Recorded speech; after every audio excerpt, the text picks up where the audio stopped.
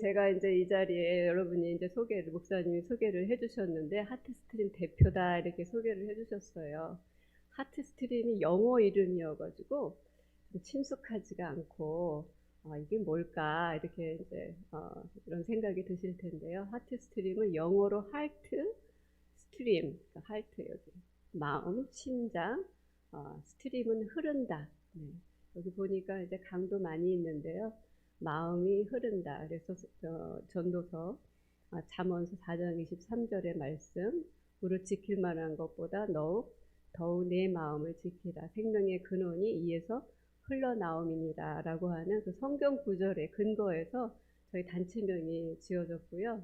이 단체명은 제가 지은 건 아니고요. 92년도에 미국 선교사 부부에 의해서 선교사님들을 전문적으로 도와야겠다라고 하는 이런 취지를 가지고 단체가 이제 조직이 되었고요. 그의 제자들을 중심으로 저희 부부를 포함한 다국 여러 나라의 제자들을 포함해서 국제적인 단체로 2006년도에 다시 재결성이 돼서 한국에서는 저희가 한국 선교사님들을 선교 단체와 교단 본부와 같이 협력을 해서 현장에 계신 선교사님들을 다양한 측면에서 돕고 있는데요. 특히 선교사님들이 사역을 하시다 보면 뜻하지 않은 여러 가지 위기도 경험하게 되시고요. 자연재해도 경험하게 되시고, 또 선교사로 사역을 잘 감당하기 위해서는 계속적인 훈련이 필요합니다. 그래서 그러한 일들을 저희가 전문적으로 돕는 일을 하고 있습니다. 그래서 저희 단체 소개는 이렇게 간단히 드리고요. 저를 대표로 이렇게 소개를 해주셨는데, 사실 저는 제 마음에는 대표라는 이런 인식은 별로 없습니다. 제 정체성은 선교사이고요.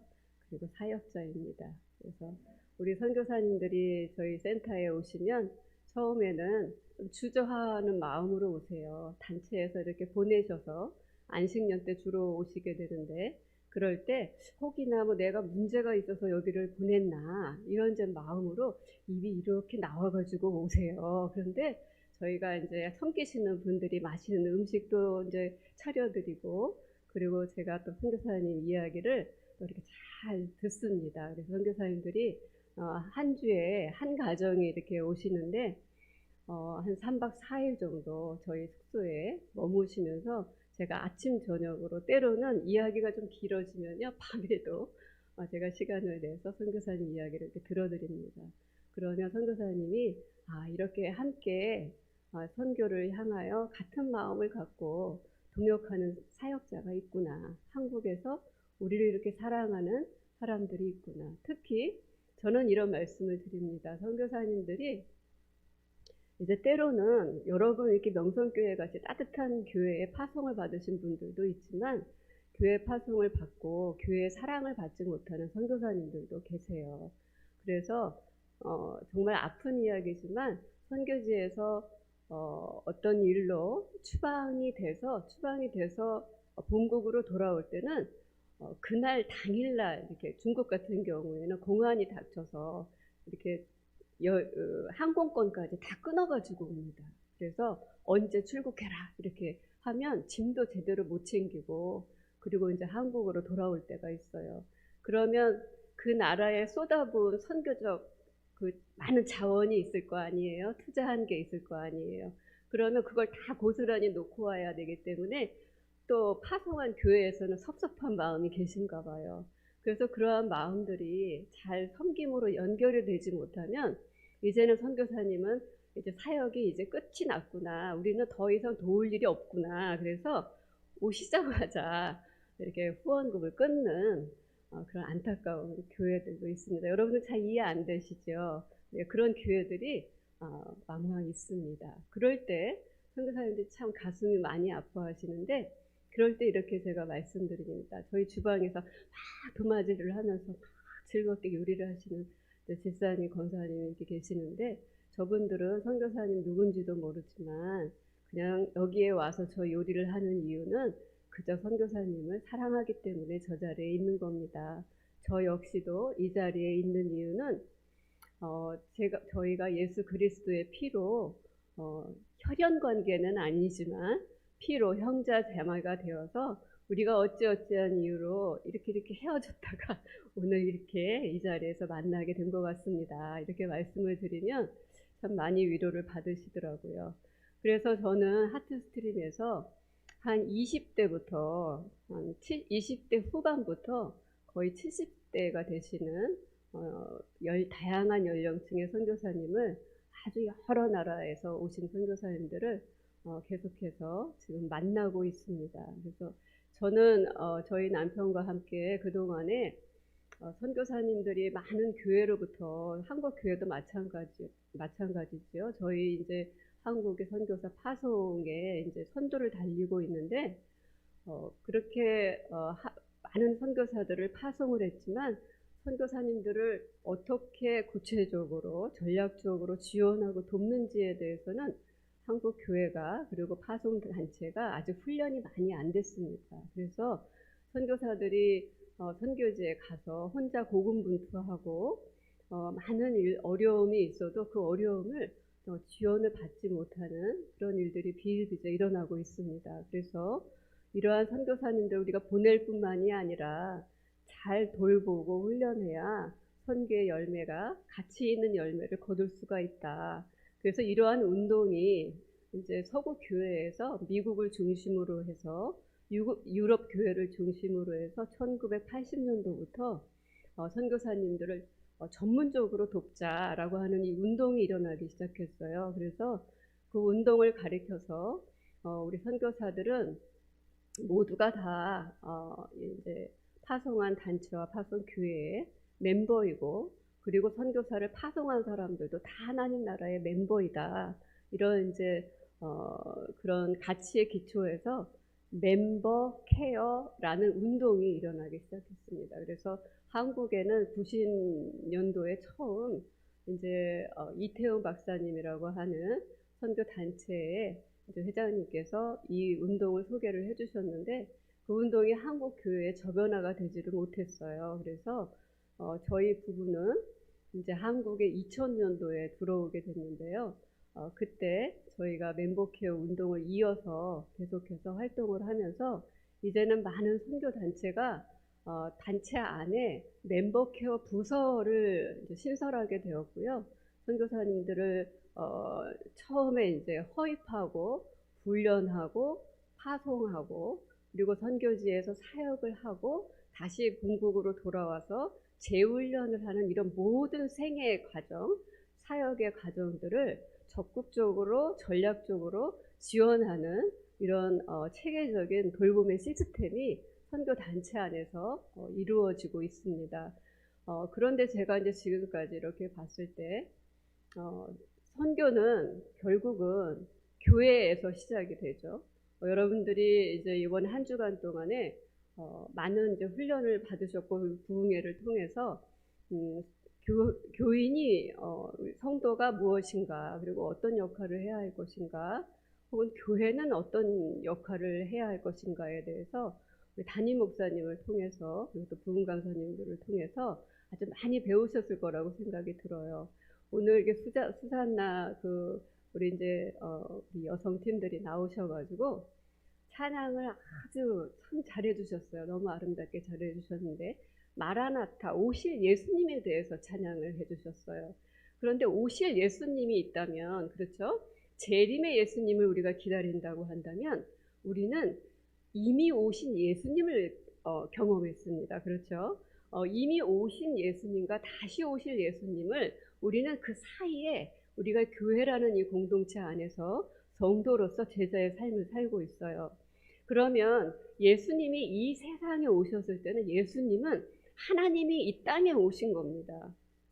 그렇죠? 네. 그래서 하나님은 이 땅에 인간의 몸으로 우리가 아는 예수님으로 이 세상에 오셨을 때 이 세상에 처음 오신 1호 선교사예요. 네.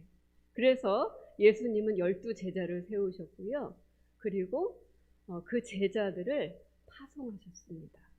유대에게 그리고 이방에게 파송을 하셨고요. 그리고 바울을 만나 주셔서 바울을 이방인의 사도로, 선교사로 이렇게 세우셨습니다. 그래서 바울은 스스로 자기를 가리켜 이방인의 선교사다 이렇게 이야기를 하고 있습니다. 그래서 초대 교회부터 지금까지 교회의 가장 첫째 되는 목적은 예수님이 이 땅에 인간으로 선교사로 오신 것처럼 교회는 선교사로 존재합니다. 그리고 교회는 이 교회 안에서 성도님의 교제의 이런 공동체 안에서 이 안에서 서로 사랑하며 그 사랑의 힘을 키워서 지역사회의 선교사로 존재합니다. 그리고 좀 더 적극적으로 지역사회뿐만이 아니라 나라의 경계를 넘어서서 전투적으로 적극적으로 나아가는 사람들이 여러분들이 이해하는 선교사입니다. 그래서 선교사는 교회를 대표해서 해외로 나가서 복음을 전하는 자들입니다. 그런데 우리가 지금까지 선교 단체 중심으로 지금까지 해왔어요. 그러다 보니까 절름발이 선교가 된 거예요. 교회 안에서 선교사님들을 파송했지만 파송한 선교사님들을 돌보는 일, 그리고 이 교회 안에서 선교사를 양성하고 선교사를 배출하는 것은 교회 안에서 이루어져야 합니다. 그런데 그 부분이 저희가 조금 약화가 되다 보니까 주로 교회가 어떤 일을 하냐면 선교비를 보내고 그 다음에 기도를 하는 일, 요것 외에는 이렇게 선교에 참여하는 것이 지금까지는 매우 소극적이었어요. 그러다 보니까 선교사님들이 오랫동안 선교지에서 사역을 하시고 교회에 이제 오시면 교회에 많은 변화가 있죠. 네, 성도님들도 바뀌기도 하고, 그리고 교회마다 선교에 열심히 있는 교회도 있고, 선교에 조금 온도가 좀 이렇게 뜨겁지 않은 미지근한 교회도 있습니다. 그래서 교회에 오시면요, 이제 이 교회 안에서 선교의 재충전을 받아서 다시 선교지로 가야 되는데 교회에서 재충전을 잘 받지 못하시는 경우가 좀 있습니다. 그래서 저는 제가 오늘 이 자리에서 여러분하고 함께 나누고 싶은 주제는 뭐냐면, 우리가 어떻게 선교사를 후원하고 어떻게 돌봐야 하는 것이 하나님께서 원하시는 그 뜻과 잘 일치될 수 있을까? 네, 그걸 제가 이제 그동안에 사역을 하면서 듣고 보고 경험하고 배운 것들을 여러분들하고 같이 나누고자 합니다. 제가 여러분들하고 이렇게 나누기 전에 이미 성경에는 오늘 우리 본문 말씀에서 읽은 요한 3서에 이미 우리가 어떻게 선교사를 돌봐야 하는지에 대해서 요한이 요한 3서에서 가이오에게 보내는 편지를 통해서 우리에게 알려주고 있어요. 그래서 오늘 제가 요한 3서를 여러분들과 함께 나누는 성경 본문으로 택했습니다. 1절을 보면요, 이렇게 얘기하고 있어요. 장로인 나는 사랑하는 가이오, 곧 내가 참으로 사랑하는 자에게 편지한다. 이것은 교회에 요한이 편지를 보내는 것입니다. 여러분들이 읽으신 5절부터 8절까지의 말씀은요, 요한 3서의 핵심적인 말씀인데, 이게 이제 구어로 쓰이다 보니까 문장이 좀 어려워요. 그래서 제가 현대인의 성경 말씀으로 다시 한번 여러분들에게 읽어드릴 테니까요, 한번 잘 들어보시기 바랍니다. 그래서 이 편지가 선교사님들을 어떻게 돌봐야 할지 부탁하는 권면의 편지입니다. 사랑하는 가이오여, 그대는 순회 전도자들을 위해 정말 신실하게 일하고 있습니다. 네, 여기 우리가 읽은 본문 말씀에는 사랑하는 자여, 네가 무엇이든지 형제, 곧 나그네 된 자들, 이렇게 표현하고 있어요. 근데 현대인의 성경에서는 순회 전도자다, 이렇게 정확하게 표현하고 있습니다. 오늘날의 말로 표현하면 선교사입니다. 네. 사랑하는 가이오여, 그대는 선교사들을 위해 정말 신실하게 일하고 있습니다. 그들이 이곳 교회에서 그대의 사랑을 다 증거하였습니다. 이게 뭐냐면요. 이 선교사들이 교회를 방문해서 따뜻한 사랑을 받고 그리고 돌아와서 이제 요한에게 이러한 사랑을 받았습니다라고 이야기를 다 나눈 거예요. 그 들은 이야기를 이제 가이오가 있는 교회에 편지를 하는 겁니다. 그대가 하나님이 기뻐하시도록 그들을 잘 대접해 보내는 것은 잘한 일입니다. 네, 여기에서 잘 대접한다 이런 말이 있어요. 자, 대접한다라고 할 때 여러분들이 떠오르는 뭐 이미지들이 있을 텐데 어떤 것들이 떠오르세요? 네, 잘 대접한다 그러면 저 오늘 이제 교회에서 참 여기 한우 고깃집에 가서 네, 잘 대접을 받았습니다.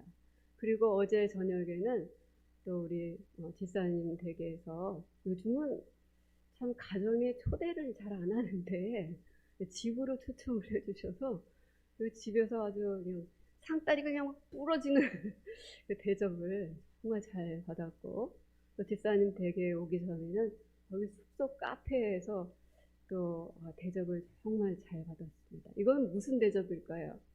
먹는 대접입니다. 먹는 대접을 아주 잘 받았습니다. 대접에는 여러 종류의 대접이 있는데요. 여러분들이 오늘 이렇게 저희들이 성도님들을 오실 때, 그리고 낯선 사람들이 왔을 때 이렇게 어서 오세요, 어서 오세요 하면서 미소로 인사해 주신 그것도 아주 좋은 대접, 환대입니다. 그들은 주님을 위해 전도 여행을 하지만, 선교사들은 주님을 위해 세계 각국에서 전도 여행을 하지만 이방인들에게는 아무것도 받지 않습니다. 네. 선교사들은 이방인들에겐 받는 게 없어요. 그럼 선교사들의 받는 출처는 어딜까요? 바로 여러분들입니다. 여러분들 개개인입니다. 그러므로 우리는 그런 사람들을 도와야 합니다. 그러면 우리가 진리를 위해, 이 진리는 뭘까요? 나의 진리가 아니에요. 하나님이 우리에게 주신 진리예요. 여러분들이 사랑하는, 여러분들 요즘에 성경 필사를 하신다고 하는데, 네, 이 하나님의 말씀이에요. 이 진리를 하나님이 우리에게 주셨습니다. 그 진리가 이 세상에서 생명으로 퍼져나가도록 하는 그 일을 위해 우리가 선교사들과 함께 일하는 사람이 될 것입니다. 그래서 여러분들은 선교사들을 파송했지만, 선교사들은 여러분들이 보이지 않는 저 나라 먼 곳에서 사역을 하고 계시지만, 여러분은 여러 다양한 방식을 통해서 선교사들과 함께 이 진리에 참여하는 사람들입니다. 네, 믿어지시지요? 네. 그래서 우리 모두는 다 하나님의 사역에, 하나님의 부르심에 응답한 자들이고, 여러분들 다 개개인이 보내는 선교사입니다. 그래서 오늘 제 제목이 보내는 선교사. 그래서 여러분들이 보내는 선교사 할 때 아마 저 타국에 계신 선교사님을 생각하셨는지 모르겠는데, 제가 의미하는 것은 여러분들 한 분 한 분이 다 보내는 선교사님이시고, 한 분 한 분이 다 모이셔서 이렇게 명성교회 교회 공동체로서 연합해서 선교사님을 돕게 되시면 더 강력하게, 더 힘있게 선교사님들을 전략적으로 도울 수 있습니다. 여러분, 제가 돌봄에 대해서 여러분들에게 좀 나누고 싶은데요. 우리는, 인간은 태어나서 다 누구나 돌봄을 받습니다. 돌봄을 받지 않으면 이 인간으로서 살아갈 수가 없어요. 그래서 우리는 선교사님을 돌본다라고 할 때 제가 여러분들에게 나누는 이런 돌봄의 이 주제들은 그냥 단순히 선교사님들을 돌본다 이런 것보다는 그냥 인간 모두에게 해당되는 것이기 때문에 여러분들이 이런 원리들을 여러분들의 자신과 그리고 가정 그리고 이웃들에게 다 적용하시면 좋을 것 같아요. 자, 돌봄은요, 영어로 케어 이렇게 얘기합니다. 이 케어는 라틴어로 큐어러 이렇게 얘기합니다. C-U-R-A, 큐어러 이렇게 얘기하는데, 이 라틴어의 여러 복합적인 개념이 이 큐어러의 이 돌봄에 담겨 있습니다. 그래서 여러분들이 나름대로 돌봄 그러면 생각나는 것들이 있으실 텐데요. 돌봄은 이 큐어러에 함축되어 있는 의미 안에는 염려한다 이런 뜻이 담겨 있습니다. 그리고 헌신한다 이런 뜻도 담겨 있고요. 몸을 치장한다 이런 말도 담겨 있어요. 그래서 여러분들 어떻습니까? 여러분들이 아이들을 돌볼 때 어때요? 아기들을 돌볼 때요. 아기들은 스스로 몸을 자기를 잘 이렇게 돌보지 못하니까요. 아기들을 씻기고 그리고 아기들은 옷을 입히고 이렇게 하잖아요. 그래서 돌보는 이 행위 안에는 몸을 치장하는 일들이 담겨 있습니다. 그래서 어렸을 때 부모님의 이 돌봄을 잘 받은 아이들은 어떻습니까? 어른이 돼서도 자기 자신을 잘 돌볼 수 있습니다. 그런데 그 돌봄을 제대로 받지 못한 아이들은요, 자기 자신을 돌보는 일에 사랑을 받지 못하면 자기 자신을 돌보는 일에도 매우 인색해집니다. 자, 돌봄에는요, 또 어떤 뜻이 담겨 있냐면요, 주목한다 이런 뜻이 담겨 있습니다. 주목한다. 그러면 여러분들 주목한다 그러면 우리 성경 말씀에요. 목자 대신 그리스도를 우리가 떠올릴 수 있습니다. 목자는 우리 성도를 양으로 비교하는데 목자 대신 그리스도께서 양을 어떻게 합니까? 네, 늑대와 이리로부터 보호하기 위해서 잘 어떻게 해요? 잘 주목합니다. 언제 어느 때 맹수가 들이닥칠지 모르니까 목자는 눈을 잘 뜨고 이렇게 주변을 살핍니다. 이게 바로 돌봄입니다. 그래서 돌봄이라고 하는 것은 때, 공간 이것이 굉장히 중요합니다. 네, 시기적절하게 타이밍을 잘 맞추어야 합니다. 제가 지난주에요. 코로나 확진이 돼서 거의 생명의 위험을 받고 이제 거의 막 돌아가실 뻔한 선교사 부부를 잘 돌보셔가지고 그분들을 이제 현장에서 본국까지 후송하는 이런 일을 선교 단체와 교회와 성도님들이 잘 협력을 해서 죽을 뻔한 선교사님 부부를 이렇게 한국으로 오신 그분들을 제가 이제 상담을 하고 그 모든 전 과정을 디브리핑을 해서 들었습니다. 근데 이 선교사님들이 이야기하시는 것이 뭐냐면은 이런 얘기를 들었다고 해요. 왜냐하면 비행기를 타고 한국에 들어오는데 너무나 많은 돈이 들었습니다. 몇 억이 듭니다. 그러면 여러분들 선교사의 입장에 한번 되어보세요. 지금 비행기를 타고 한국에 돌아와서 살지도 죽을지도 모를 정도의 굉장히 위험한 상태라고 한다면 어떨까요? 생명을 그냥 포기하게 될 수도 있습니다. 왜냐하면 그게 다 성도님들의 헌금이잖아요. 그러니까 선교사님들은 헌금으로 살아가시는 분들이니까 이게 미안한 마음, 빚진 마음이 엄청나게 큽니다. 그래서 두 분이 부부가 코로나가 확진이 됐는데 남편은 너무 심각한 상태에서 이제 생명이 굉장히 위험한 상태였고 아내는 간호사 출신이어서 그래도 남편보다는 조금 덜 위험한 상태에서 남편을 본인이 코로나인데 남편을 돌보면서 이 모든 과정을 현장에서 하셨거든요. 근데 마지막에 그런 말씀을 하셨다고 하시더라고요. 이제는 됐다. 교회에서도 할 만큼 하셨습니다. 혹이라도 이제 한국 가서 생명을 잃으면 누가 될 것 같으니 이제 여기서 여기까지인 것 같습니다. 이렇게 이제 본국에 얘기를 했는데 본국에서 이런 얘기를 했다고 하셔요. 그냥 순종해라. 그냥 순종하고 와라. 네. 그래서 그 순종이라는 그 말이 당신들을 놓치고 싶지 않습니다. 당신들을 사랑합니다. 이런 말로 들렸대요. 그래서 저도 그 얘기를 듣는데 가슴이 막 찌릿찌릿하더라고요. 네. 그래서 그 말에 순종을 하고 돌아오셔서 생명의 위기를 극복하고 저와 함께 자신의 이야기들도 나눌 수 있는 그런 은혜의 시간이 있었습니다. 그래서 우리가 시기적절한 돌봄을 하는 것. 네, 이게 정말 중요합니다.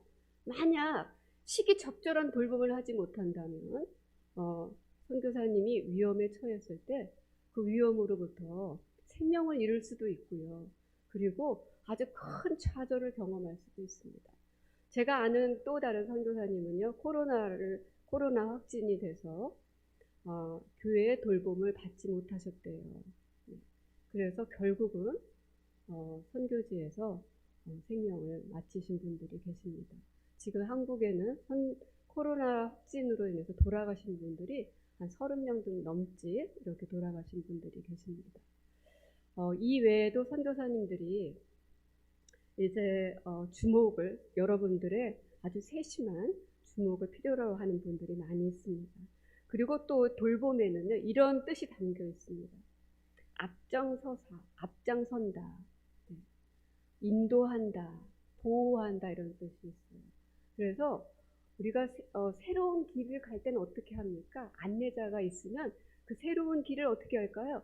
좀 더 잘 갈 수 있겠죠. 그래서 돌봄이라고 하는 것은 먼저 가신 분들의 길을 따라가는 겁니다. 그래서 여러분들이 선교를 잘하려면요, 선교를 잘하는 교회가 어떻게 선교를 잘하고 있는지 배울 필요가 있습니다. 그리고 선교사님들을 파송을 하시잖아요. 그러면 처음에는 막 좌충우돌하고 막 1년, 2년 막 그냥 뭐 진짜 많은 실패를 경험하고 유치원생들처럼 막 말도 못하고 막 이렇게 하는데, 선교사님들이 한 5년, 10년 경력 선교사가 되면요, 선교 현장의 베테랑이 됩니다. 그러면 제가 말씀드렸습니다, 여러분. 선교는 선교사님들과 같이 협력하는 거라고 말씀드렸어요. 그러면 협력자가 돼야 되는데 이미 베테랑이 된 선교사님들을 콩 나와라, 팥 나와라, 우리 교회는 이렇게 선교한다, 이렇게 요청하시면 그건 어떤 결과가 될까요? 네, 선교사님의 안내를 따라가지 못하는 결과가 돼서 선교가 좋은 방향으로 갈 수가 없게 됩니다. 그래서 돌봄이라고 하는 것은 이렇게 안내자의 역할도 있다라고 하는 거 기억해 주시고요. 또 하나, 정말 제가 좋아하는 돌봄의 의미인데요. 이 큐어러라고 하는 이 돌봄의 의미 안에는 어떤 뜻이 담겨 있냐면 신께 제사를 드린다, 이런 뜻이 담겨 있다고 해요. 신께 예배를 드린다. 네. 그래서 돌봄의 행위는요, 예배를 드리는 행위와 비슷합니다. 네.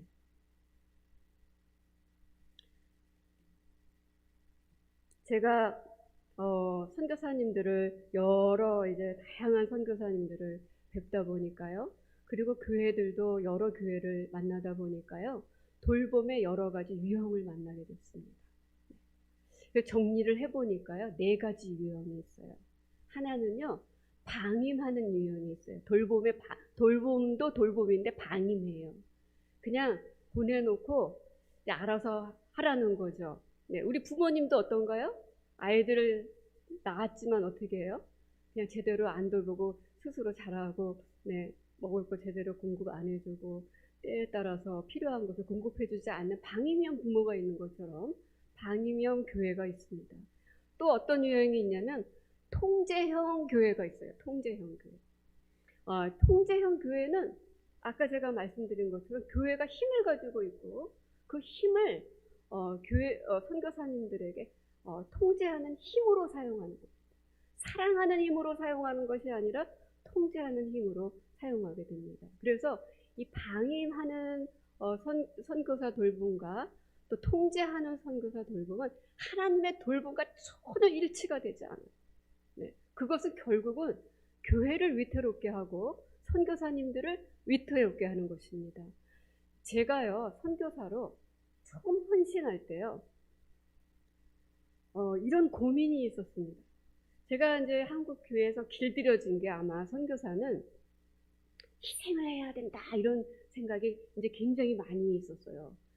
이 희생을 해야 한다라고 하는 이 패러다임을 가지고 있는 이 돌봄의 유형은 주로 방임형이거나 통제형인 게 많습니다. 근데 저 역시도 아마 그런 교회 안에서 성장한 것 같아요. 저는 청년 때 외국 선교사님들과 OMS라고 하는 선교단체에서 같이 이제 사역을 했는데요. 그때 선교사님이 저에게 이런 말씀을 많이 해주셨어요. 너도 선교사로 이제 나가야지, 이런 얘기를 했어요. 그때마다 제가 하는 얘기, 아유, 저는 선교사 자격이 안 되는 사람입니다. 이렇게, 근데 실제로 그렇게 생각했어요. 왜냐하면 선교사는 뭐 어떤 굉장한 뭐 하나님의 특별한 부르심을 받고 굉장한 능력을 얻고 이제 어떤 그 영웅처럼 이렇게 생각을 했던 것 같아요, 제가. 그래서 감히 그 자리에 제가 갈 수가 없다고 생각을 했습니다. 그런데 제가 한 25년 전에요, 다시 선교에 헌신을 해야 하는 그런 시기가 있었습니다. 근데 그때 제가 이제 저는 두 아이의 엄마가 되었고, 지금 이 나이에 선교사로 간다는 거는 정말 너무 어려울 것 같습니다. 저는 그래도 제가 그냥 희생하는 건 좀 할 수 있겠지만 우리 아이들을 데리고 가서 우리 아이들이 무슨 죄라고 얘네들을 희생시키는 거는 저는 정말 못하겠습니다. 그러면서 계속 하나님께 이렇게 기도를 하고 있었어요. 그런데 제가 하루는 강의실에서 강의를 듣고 있는데 교수님이 이런 얘기를 하셨어요. 선교사로 부름을 받으면 저 어디 오지에서 생애를 마침 마감한다, 이런 얘기를 지나가는 얘기로 하셨는데, 저는 그때 너무 그게 고민이 돼가지고 그게 꽂혀가지고 이제 강의 말씀 하나도 안 들리는 거예요. 그래서 제가 이제 그래 맞아, 선교사로 가면 어디 가서 희생을 해야 되는데 내 인생은 이제 그걸로 끝이야 막 이러면서 그러고 이제 막 있었는데, 갑자기요, 제가 그 생애 처음으로 본 건데요, 제 눈앞에 뭐가 이미지가 보이기 시작했어요. 근데 하늘에서 씨가 떨어지더라고요. 씨가 톡 떨어지더니 거기서 잎사귀가 나고 줄기가 나고 그리고 무성해지더니 꽃이 쫙 피더라고요. 근데 이게 고속 카메라처럼 툭팍 그러면서 꽃이 하나가득 되는 거예요. 근데 그때 제게 천둥 같은 소리가 들렸어요. 이게 뭐냐면 선교는 생명이다.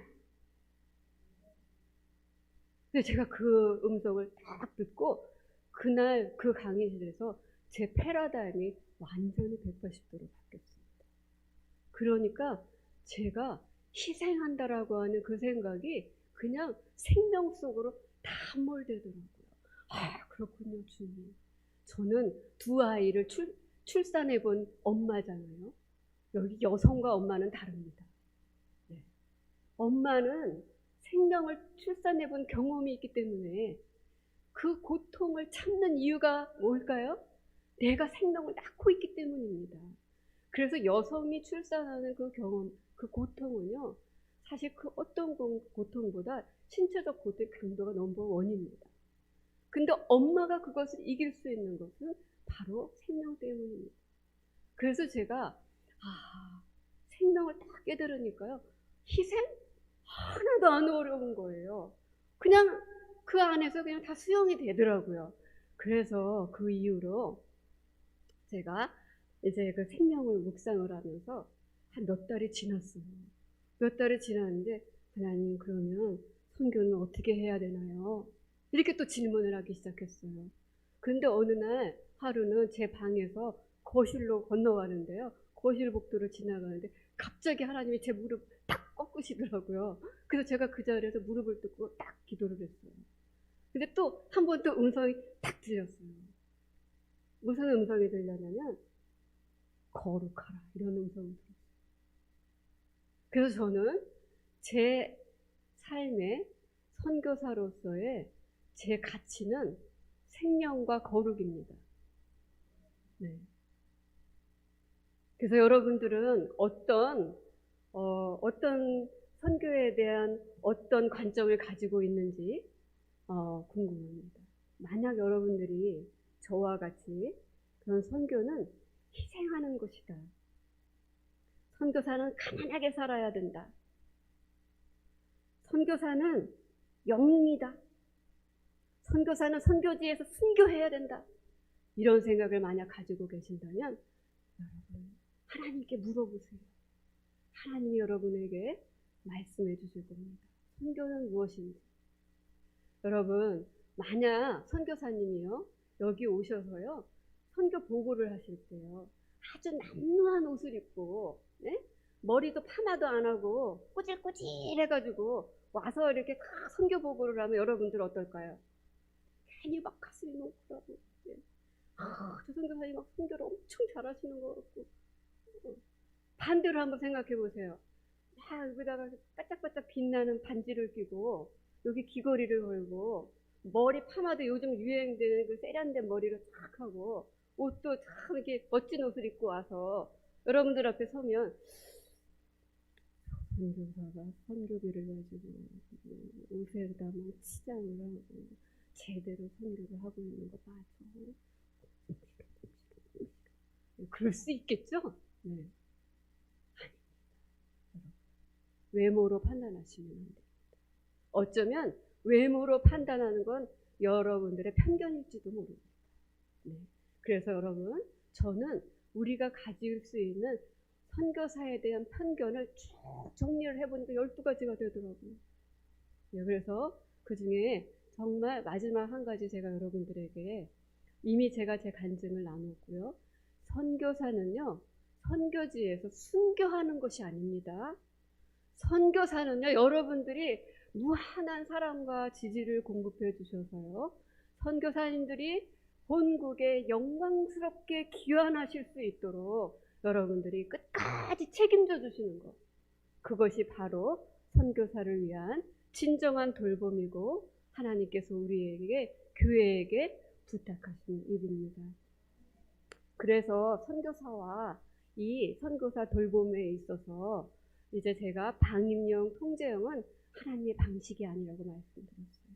그럼 어떤 게 하나님의 방식인가? 그것은 양육형의 돌봄이 있습니다. 제가 여러분들에게 말씀 안 드려도 양육, 좋은 양육 아시지요? 네, 양육하는 교회는요, 선교사님의 필요를 제때제때 잘 공급하는 교회입니다. 자, 물질뿐만이 아니라 기도뿐만이 아니라 가장 중요한 가슴으로부터 나오는 사랑을 여러분들이 공급해 주는 겁니다. 여러분, 한 선교사님이 이런 얘기를 하셨어요. 무슬림권에서 선교 사역을 하시면 열매를 얻기가 쉽지 않습니다. 평생 선교를 해도요, 한 명 전도하기가 참 어렵습니다. 그런데 이 선교사님이 교회에 선교 보고를 낼 거 아니에요. 그러면 교회에서는 장로님들은 또 그 보고를 받아서 선교사, 우리 성도님들에게 또 알려야 될 책임이 있으니까. 근데 선교사님이 편지를 쓰는데 오늘은 누구를 만났습니다. 오늘은 어떻게 했습니까? 별로 그냥 이렇게 복음 전해가지고 결과가 없는 거예요. 그러니까 장로님이 참다 못 참아가지고 선교사님 이런 거 말고 좀 이렇게 몇 명 전도했다, 이런 걸 좀 이렇게 결과가 몇 명이 회심했다, 이런 걸 좀 보내달라고. 근데 거짓말할 수는 없잖아요. 그래서 본국 교회로 오지를 못하시는 거예요. 보고할 게 없으니까요. 그래서 5년, 10년 지나서 이제 후원금도 자꾸 이제 조금씩 끊어지고, 그래서 이제 본국에 오셨는데, 여러분, 선교사님들은 선교비를 한 교회에서만 모금하지 않습니다. 여러 교회가 협력해서 선교비가 모아지게 되는데, 여러분, 우리 명성교회에서는 2명의 선교사님을 직접 파송을 하셨더라고요. 그리고 또 후원하는 2명의 선교사가 계시고, 각 구역회에서 16명의 선교사님들을 후원하고 계시는데, 이렇게 다 적은 돈들이 모여서 선교사님의 선교비가 모아집니다. 그런데 어느 한 교회에서 조금 큰 선교비가 중단이 되면 선교사님들 현장에서 일단 생계가 어려워지게 됩니다. 네. 그리고 아주 작은 교회들 있잖아요. 10만 원, 20만 원 이렇게 하시는 교회들은 이제 그 인맥 관계에 의해서 이게 자꾸 막 변합니다. 그래서 제가 여러분들에게 부탁드리고 싶은 건요, 여러분들이 10만 원을 하든 50만 원을 하든 100만 원을 하든 신의를 가지고 책임감을 가지고, 네, 이걸 좀 쭉 이어가시면 좋겠다. 우리가 조금 경비를 줄이더라도 해외에 계신 선교사님들의 선교비는 늘리면 늘렸지 중단하지 않으셨으면 좋겠다. 이런 마음을 부탁을 드립니다. 이 선교사님이 한국에 오셔가지고 이런 얘기를 하셨어요. 제가 마치 그때 제 기분을 표현하자면요, 교회마다 이제 다 후원금을 다시 모금을 해야 되잖아요. 그러니까 가서 이제 굽실굽실 해야 하는 거예요. 그러다 보니까 내 간과 쓸개를 다 끌고 돌아다니는 것 같았다, 이런 얘기를 하셨어요. 그런데 선교사님이 이런 얘기를 하시더라고요. 그런데 그때 저는 하나님을 의지하기로 했습니다. 그리고 선교지에 오셔서 이제 정말 사람인지라 사람을 의지하잖아요. 근데 가장 어려울 때 그걸 이제 내려놓고 하나님을 의지하기 시작하니까 이제 하나님께서 만날 자를 만나게 하시더래요. 그러면서 한 사람, 두 사람, 이제 회심자가 생기면서 그 선교사님이 저를 만났을 때는 이제 전 너무 행복합니다. 옛날에는 막 일이 없어가지고 너무 그게 괴로웠는데 지금 막 일이 너무 많은 게 너무 행복합니다.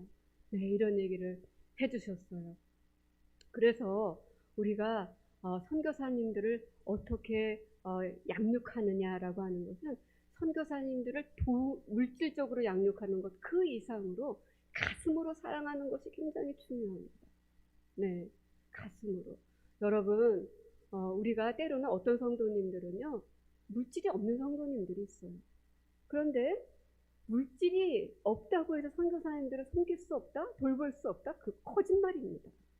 네, 여러분은 강력한 기도의 무기가 있습니다. 선교사님들의 가장 필요한 자원은 무엇인지 여러분 압니까? 바로 기도입니다. 선교 현장에서 영적 전쟁이 치열하게 일어납니다. 여러분들이 상상하기 어려울 정도로 영적 전쟁이 일어나고 있는데 그 영적 전쟁을 후방에서 기도해 줄 때 그 전쟁을 돌파해 나갈 수가 있는 것입니다. 그래서 여러분 기도하실 때요, 그걸 기도하는 걸 가벼이 여기지 마십시오. 여러분들이 기도하실 때요, 구체적으로 선교사님들에게 알려주세요. 저는 오늘 여기 주부에 보니까 선교사님 이름이 있더라고요. 참 반갑게 보였습니다. 선교사님들이 교회에 오시면, 본국교회에 오시면 주부를 이렇게 봅니다. 주부에 자기 이름이 없을 때요, 꼭 왠지 이 교회에서 파송된 것 같지 않고, 기도하는데도 불구하고 기도하는 것 같지 않고, 선교 보고서를 보냈는데 그걸 읽어주는 것 같지 않고 그럴 때가 많이 있습니다. 그래서 여러분들이 구역에서 또 여러분들이 전체 교회에서 기도하실 때요, 이름을 불러가면서 기도하시면 참 힘이 됩니다. 오늘도 제가 아주 길을 열어놓고 들었습니다. 선교사님을 위해서 기도하시더라고요. 그래도 이왕이면요, 선교사님 이름을 불러가시면서 두 분 파송하셨잖아요. 파송 선교사님들의 이름은 그래도 불러가시면서 기도하시면 그 소문이 퍼집니다. 그럼 선교사님이 그 얘기를 들으면 힘이 납니다. 나를 위해서 기도하는 우리 명성교회가 있지. 한 싱글 선교사님이요, 너무 지쳐가지고 이제 본국 교회로 와서 교회 안식관에 머무시는데 새벽마다 그 구루마에다가 야채를 파시는 그 성도님께서 아주 새벽마다 세상에 야채를 아침마다 갖고 오시더래요, 과일하고. 근데 선교사님이 저에게 이런 얘기 하시더라고요. 내가 그분의 그 사랑을 받았을 때 내가 다시 선교지로 가야겠구나, 이런 마음이 들더래요. 그때는 내가 선교지를 가야 되나 말아야 되나, 여기서 이제 그만해야 되나, 이런 마음이 참 들 때가 많습니다. 저 역시도 본국에서 사역을 하는데요, 이제 그만해야 되는 거 아닌가, 이런 생각이 들 때가, 지칠 때가 많이 있어요. 그럴 때 성도님들의 그런 따뜻한 사랑, 지지, 양육적인 이런 돌봄을 통해서 선교사님들은 힘과 용기를 얻습니다. 여러분, 이 양육적인 돌봄에서 한 단계 더 업그레이드 돼야 됩니다. 그게 바로 뭐냐면 협력적인 돌봄입니다. 자, 양육적인 돌봄은요, 관계를 아름답게 만들어요. 자, 그런데 여러분, 선교사님들은 선교지에 가서 복음을 전하라고 한 거잖아요. 어쨌든 모슬렘권에 있건 자유로운 지역에서 복음을 전하던 그 열매를 열게 하시고 거두시는 이는 하나님이세요. 교회가 함께 합니다, 그 일을. 자, 그런데 선교사가 제대로 구비되지 않고 제대로 계속해서 훈련되지 않으면 어떻게 될까요? 도태합니다. 네, 영적으로도 어떻게 됩니까? 침체합니다.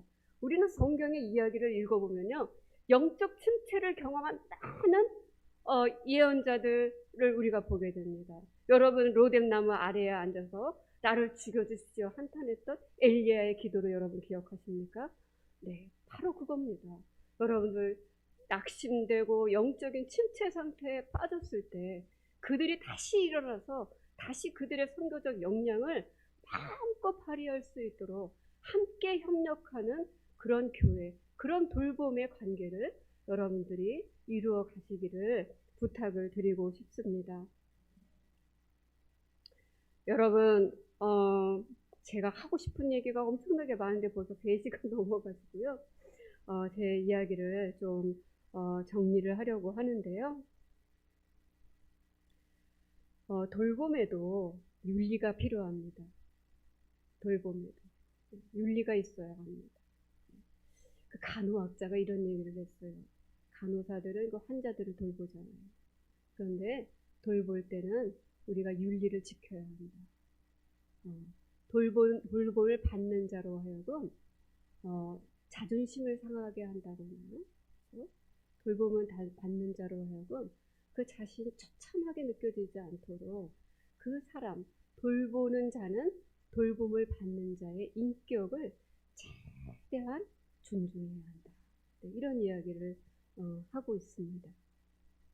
여러분, 우리가 돌봄을 할 때는 사랑과 공의의 돌봄의 윤리가 필요합니다. 제가 여러분에게 지금까지 쭉 설명한 것들은요, 많은 부분 사랑에 대해서 이야기를 나누었습니다. 그러나 돌봄에는 공의가 필요할 때가 있습니다. 선교지에서 영적 전쟁으로 인하여 그릇된 길을 선택하는 선교사님들도 존재합니다. 인간이기 때문에. 네.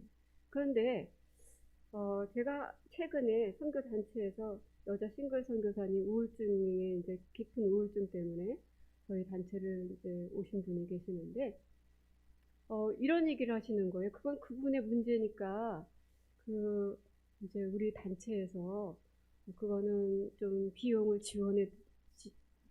내기가 어렵다, 이런 얘기를 하시더라고요. 그래서 제가, 그럼 그분이 그 전력이 있으시대요. 우울증 전력이. 그럼 우울증 전력을 가지고 계신 단체는 누구입니까?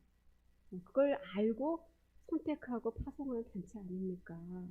그리고 선교사의 우울증은 개인의 문제라고 얘기할 수 없습니다. 선교 현장에서 부딪히는 여러 가지 일들로 인해서 우울증이 심각해지기도 하고, 우울증으로 인해서 생명을 끊는 그런 분들도 사실 있어요. 네, 그리고 잘못된 선택을 하시는 분들도 있습니다. 그리고 윤리적으로 금전적인 문제로 잘못된 선택을 하시는 선교사님들도 있습니다. 이건 아픈 현실이죠.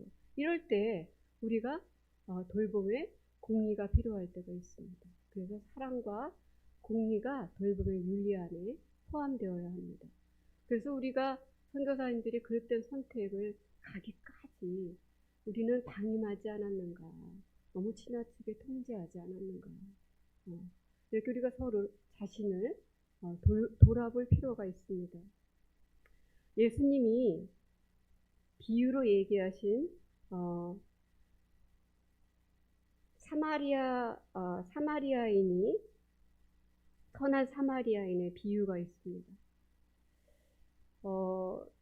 이제 길을 가다가 예루살렘에서 여리고로 가다가 어떤 사람이 강도를 만납니다. 강도를 만나서 거의 죽게 되었을 때에 이제 그 곁을 제사장이 지나갑니다. 또 레위인이 지나갑니다. 근데 그 당시에 율법에 의하면 이게 만지는 것이 율법에 어긋나기 때문에 율법에 충실해서 강도 만난 사람을 그냥 지나칩니다. 그런데 유대인에게 천시를 받았던 사마리아인이 그 강도 만난 사람을 보고 어떻게 하냐면 불쌍히 여겨 그를 이제 구해서 여관에 데려다주고 치유를 합니다. 근데 치유를 하는 응급 조치를 하는 그 장면이 나오는데요. 그때 어떤 거를 하냐면 이 사람이 그 강도 만난 사람에게 2가지의 민간요법을 합니다. 여러분들 혹시 기억나시는지 모르겠는데 기름과 포도주를 씁니다. 그런데 여러분들 이걸 사랑과 공의의 관점에서 한번 잘 살펴보시면 좋겠다라는 생각에서 제가 이 비유를 드리는데, 우리가 언제 어떻게 사랑을 할 것이며 언제 공의로운 사랑을 우리가 할 것인가, 이렇게 할 때 언제 매를 들 것인가, 여러분 이것도 잘 생각해 보세요. 여러분들이 자식을 양육할 때나 또 교회 안에서 뭔가를 치리를 해야 할 때 언제 배를 들어야 되나, 이럴 때 사랑을 해야 되나, 공의를 행해야 하나, 이런 이제 딜레마에 빠질 때가 있어요. 그런데 제가 그 의사 선생님한테 들은 얘기인데요. 이 기름은요, 그 아픈 상처에 진정 효과를 준대요. 포도주는 살균 효과를 준대요. 그런데 이제 사마리아인이 먼저 쓴 게 뭐냐면요, 기름이에요. 기름을 먼저 썼어요. 그 다음에 살균을 하는 포도주를 나중에 썼습니다. 그래서 우리가 누군가를 사랑과 공의의 딜레마에 빠져 있을 때 무엇을 먼저 할 것인가? 답은 사랑입니다. 네. 우리가 사랑으로 잘 품어 안으면서 공의를 말해야 합니다. 그러나 공의만 들여대면 어떻게 합니까? 우리는 사람을 잃을 수가 있습니다. 네. 선교사가 마지막으로 돌아오는 장소는 그를 파송한 교단 본부가 아니고요, 선교 단체가 아닙니다. 선교사는 어떤 모양으로든지 그가 좋은 선택을 했던 나쁜 선택을 했던 마지막으로 돌아오는 장소는 바로 여러분의 품, 바로 교회입니다. 그래서 교회는 사랑과 공의를 가지고 이 돌봄을 누구에게서 배우느냐? 삼위일체 되신 성부, 성자, 성령께 우리는 그 돌봄의 윤리를 배우고 돌봄의 행위를 배웁니다. 그래서 선교사들은요, 성부, 성자, 성령의 성육신하신 예수 그리스도와 매우 흡사합니다. 그래서 선교사들은 어떻게 합니까? 성육신하신 예수님처럼 저 선교지에 그 나라의 문화의 옷을 입고 선교사로 나아가는 것입니다. 교회는요, 성부의 역할과 비슷합니다. 성부는 창조, 이 세상을 말씀으로 창조했습니다. 그래서 여러분 교회는 교회 안에서 선교사를 배출해야 합니다.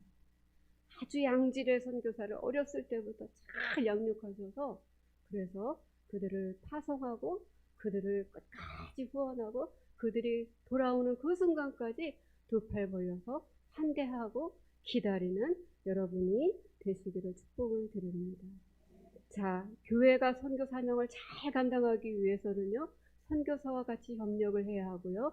또 누구와 같이 협력을 해야 되냐면 선교 전략을 짜는 선교 단체와 교단 본부와 협력을 해야 합니다. 그래서 교단과 선교 단체는 마치 성령께서 운동하시는 것과 활동하시는 것과 매우 흡사합니다. 그래서 여러분들이 성부, 성자, 성령 그 삼위일체 되신 하나님의 은혜 서로 환대하고 서로 인정하고 서로 기억해주고 서로 사랑하고 그 사랑이 낮은 데까지 내려가는 성육신적인 사랑을 여러분들이 실천할 때 여러분들은 가장 아름다운 가장 하나님의 돌봄에 근접한 사랑을 여러분들이 실천할 수 있습니다. 정리하겠습니다. 여러분 선교사를 파송했지만 선교사에게 배우십시오. 여러분은 돌봄을 주는 자이기도 하면서 또한 선교사로부터 선교의 열정을 여러분들은 배울 수 있습니다. 하나님이 현장에서 어떻게 일하고 계시는지 선교사님을 통해서 선교사를 배울 수 있습니다. 또 여러분 돌봄의 사명자로서 창조주 되신 성부 하나님을 따라 선교를 돌봄을 실천하십시오. 그리고 선교 단체와 교단과 연합하십시오. 이것이 제가 여러분들에게 마지막으로 부탁드리는 말씀입니다. 자, 여기 말씀을요, 제가 다시 한번 8절을 여러분들과 함께 같이 읽고 싶습니다. 8절 우리 다 같이 한번 읽겠습니다. 요한 3서 8절 시작. 그러므로 우리가 이 같은 자들을 영접하는 것이 마땅하니 이는 우리로 진리를 위하여 함께 일하는 자가 되게 하려 함이라. 아멘.